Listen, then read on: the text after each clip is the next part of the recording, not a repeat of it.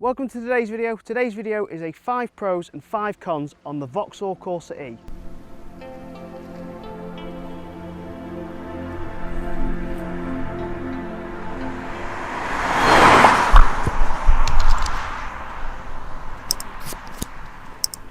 Now, one of the cons on the Vauxhall Corsa is the seating position. Now, unlike the Renault Zoe where the battery pack is sat under the car, the Vauxhall Corsa uses various sort of nooks and crannies where they can cram the batteries in so they can have the same car rolling off as petrol or diesel.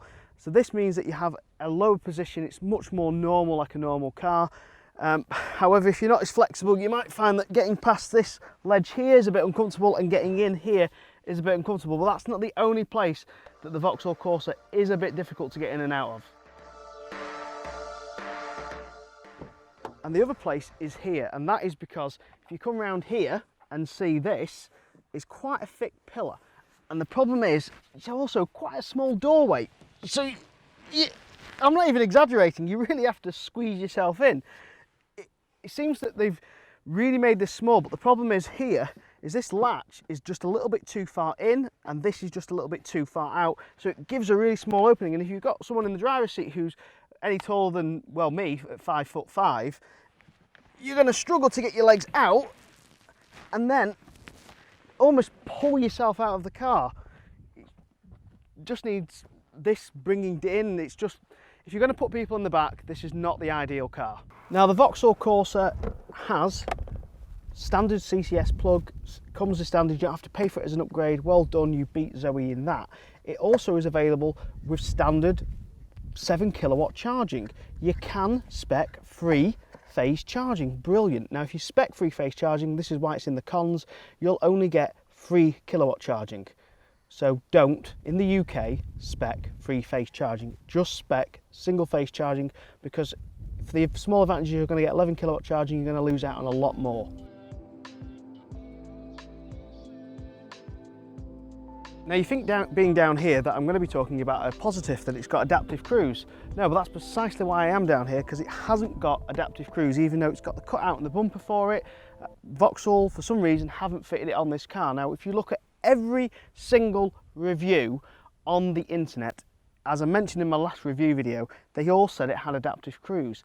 It doesn't have adaptive cruise. What it does have is emergency braking using this camera, but this doesn't have anything behind it, it's completely blank. Another issue with the Vauxhall Corsa is, well, it's an issue, or you might be a fan. If you're a fan of Atari games, you'll absolutely love this, which is, if you go into reverse, Vauxhall, massive fan of Atari games, they're giving you an 8-bit camera from Atari, or a camera from a Nintendo Game Boy thing that, you know, from the 90s. It is by far one of the worst quality cameras I have ever seen on any manufacturer's car ever. Now, one of my favourite features on Teslas, Nissan Leafs, Renault Zoes is that they're very, very clever in incorporating the charge flap to be hidden and not look ugly. Vauxhall haven't done that. Now, what they've done is they've given you the world's largest petrol flap ever. I mean, just look at the size of it. It's huge. It's absolutely massive. I mean, I'm not a big fan of big flaps.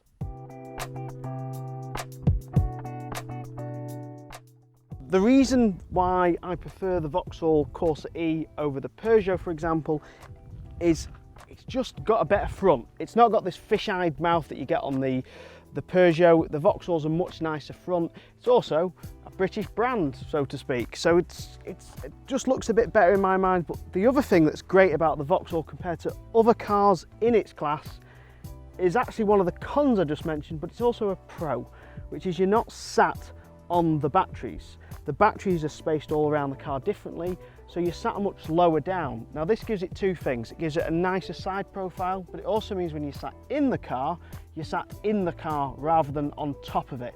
And I just think it gives it a better sense of driving, a better sense of sitting in it rather than being sat on top. Now, the greatest thing about the Vauxhall Corsa-E and the Peugeot is the fact that not only do you have CCS, but they didn't do just a plain old speed of 50 kilowatt CCS.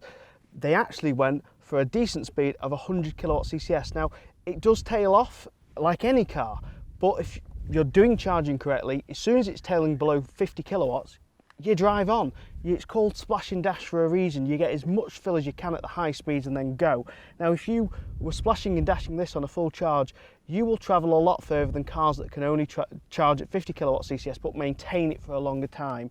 Now Luke, who owns this car, is going to send me some charts of when it's tailed off for him, but I'm pretty sure he said 75% it tails off from 100 kilowatts, which is pretty decent. How do you open the charge flap on this? Well, what you do is, you don't do that. What you do is you go around here.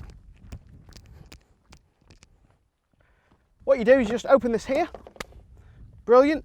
That's it. That's how you open the charge flap. Not a stupid way the Zoe does it, where you have to go in the car and push the thing. But the best thing that's under here, which is why I did that stupid Zoe routine, is on the Renault Zoe, if you've got a charge delay set, you have to go on the dash or on the app, and it takes a lot of time. With the Peugeot and the Vauxhall, you press that button, charge time is cancelled. Now I've been informed by Luke Sills, who owns this car, that the headlights, the LED headlights on this car are absolutely amazing. And if Luke's remembered, I will attach some photos of his nighttime driving with these LED lights to show you how brilliant they are. But they do look good.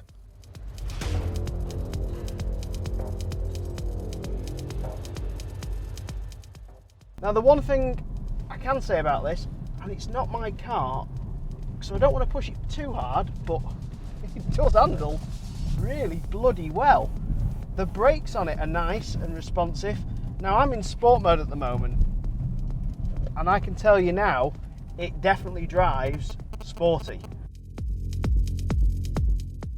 Thank you very much for watching this week's video.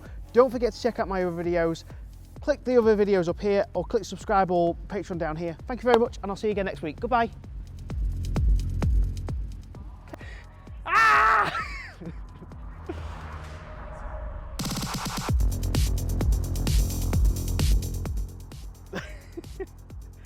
Oh, that can go on the takeout.